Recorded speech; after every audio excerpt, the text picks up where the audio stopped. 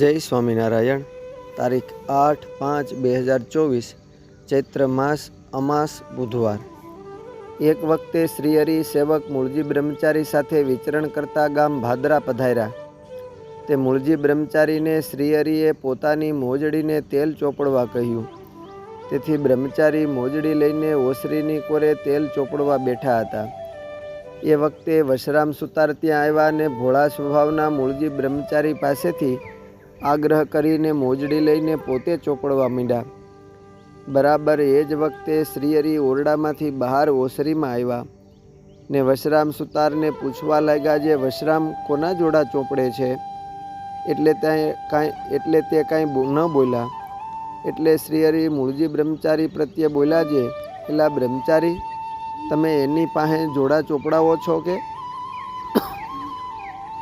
ત્યારે મૂળજી બ્રહ્મચારી હાથ જોડીને બોલ્યા, જે મહારાજ, મેં તો ઘણી ના કહી, તોય પરાણે મારા પાસેથી લઈને તેઓ તેલ ચોપડવા માંડ્યા છે. તે સાંભળીને મહારાજ બોલ્યા, જે આજથી જોડા પહેરે તે હરામ ખાય.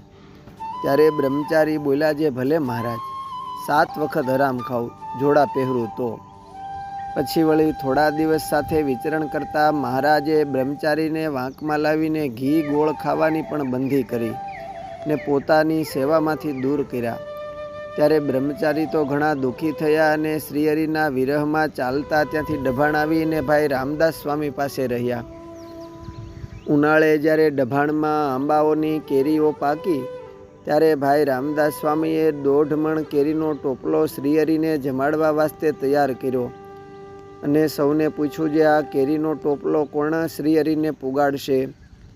ત્યારે શ્રીહરિના દર્શનના અભિલાષી મૂળજી બ્રહ્મચારી બોલ્યા કે લાવો, એ હું લઈને ગઢડે જાઉં. એમ કહીને 1.5 મણ કેરીનો ટોપલો માથે ઉપાડીને ડભાણથી ગઢપુર સુધી મૂળજી બ્રહ્મચારી આવ્યા ને દરબારગઢમાં આવીને શ્રીહરિના ચરણે એ ટોપલો મેલો ને પગે લાગીને જય સ્વામિનારાયણ કહ્યા. છતાંય શ્રીહરિ બ્રહ્મચારી સાથે કશું બોલ્યા નહીં ને સામે પણ ન જોયું. પછી બ્રહ્મચારી ગામના હરિભક્ત સુતારણ બાઈને ઘેર જઈને ઉતારો કર્યો. ત્યારે એ બાઈ પૂછવા લાગી, જે બ્રહ્મચારી હમણાં કેમ દેખાતા નથી? ત્યારે બ્રહ્મચારી બોલ્યા, જે મારો હમણાં 6 મહિનાથી પ્રભુએ ત્યાગ કર્યો છે. તે મને હમણાં પાસે ક્યાં રહેવા દે છે? હું 60 ગાઉથી ચાલીને માથે મેલીને 1.5 મણનો ટોપલો કેરીનો લાવ્યો ને ચરણે મેલીને જે નારાયણ કહ્યા, તોય મારા સાથે મહારાજ બોલ્યા નહીં ને નારાયણ પણ કહ્યા નહીં. આમ વાત કહેતા બ્રહ્મચારી શ્રીહરિના વિયોગે ઘણા દિલગીર થયા.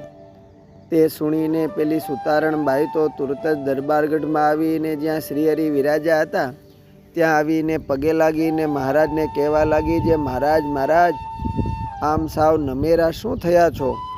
ઓલા બાપડા મૂળજી બ્રહ્મચારી તમારા માટે 60 ગાઉ છેટેથી 1.5 મણ કેરીનો ટોપલો માથે ઉપાડીને આ કાળજાળ તડકામાં અણવાણા પગે આવ્યા અને તમને પગે લાગ્યા તો તમે બોલાવ્યા નહીં ને નારાયણ પણ કહ્યા નહીં. પ્રભુ બચારા ઉપર આવા નિર્દયી કેમ થયા છો? ત્યારે મહારાજ હસતા હસતા બોલ્યા, જે ડોશીમાં, તમે બ્રહ્મચારીને સીધો આવજો. એમ શ્રીહરિની આજ્ઞાએ ડોશીએ ઘેર આવીને બ્રહ્મચારીને ઘી ગોળ લોટ શાક દાળ મસાલા વગેરે પાકું સીધું દીધું. બ્રહ્મચારીએ સીધામાંથી બપોર ટાણે પોતા સારું 2 રોટલા કરીને છાશ ને રોટલો જ જમ્યા. તે જોઈને સુતારણ ડોશી બોલ્યા કે કેમ બ્રહ્મચારી ઘી ગોળ પડ્યું મેલીને કેવળ રોટલો ને છાશ જમ્યા? ત્યારે મૂળજી બ્રહ્મચારી બોલ્યા, જે મહારાજના દર્શન થાય તે સારું 6 મહિનાથી બંધ કર્યું છે. આમ તે બાઈનો ઠપકો સાંભળવા છતાંય મહારાજે પોતાને ન બોલાવ્યા, પણ શ્રીજી મહારાજ પ્રત્યે બ્રહ્મચારી અતૂટ સ્નેહ ધરાવતા હતા. બાઈના કહેવાથી એ દિવસે મૂળજી બ્રહ્મચારી મહારાજ પાસે આવ્યા અને મહારાજને જમાડવા માટે કેરીનો રસ કાઢી તૈયાર કર્યો. મહારાજ ઓસરીમાં જમવા પધાર્યા એટલે બ્રહ્મચારીએ કેરીના રસનો વાટકો મહારાજના થાળ પાસે મૂક્યો, પણ મહારાજે તેમાં આંગળી પણ બોળી નહીં અને એકલી રોટલી જમતા જાય ને બ્રહ્મચારી સામે જોતા જાય. ત્યારે બ્રહ્મચારી બોલ્યા, જે ભાઈ, કોઈ કહો તો મહારાજને રસ પીરસો તો એ જમે. તે મારી સાથે તો બોલતા નથી ને મારો પીરસેલ રસ નહીં જમે. પછી મહારાજે બ્રહ્મચારીને કહ્યું કે બ્રહ્મચારી, તમે જ પીરસો ને? ત્યારે બ્રહ્મચારીએ આનંદ વિભોર થઈને કહ્યું, જે મહારાજ, હું તો તૈયાર જ છું. પછી બ્રહ્મચારીએ મહારાજને રસ પીરસો અને શ્રીજી મહારાજ રસ રોટલી જમ્યા. આમ મહારાજે મૂળજી બ્રહ્મચારીને ફરીથી સેવામાં રાખ્યા.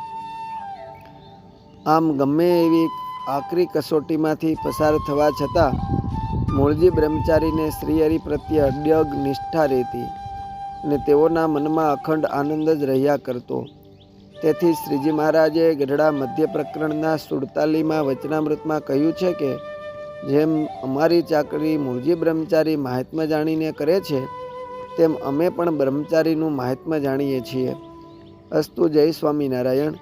સદગુરુ નિર્ગુણદાસ સ્વામીની વાતો 319 તથા બ્રહ્મના ઉપાસક બ્રહ્મચારીમાંથી.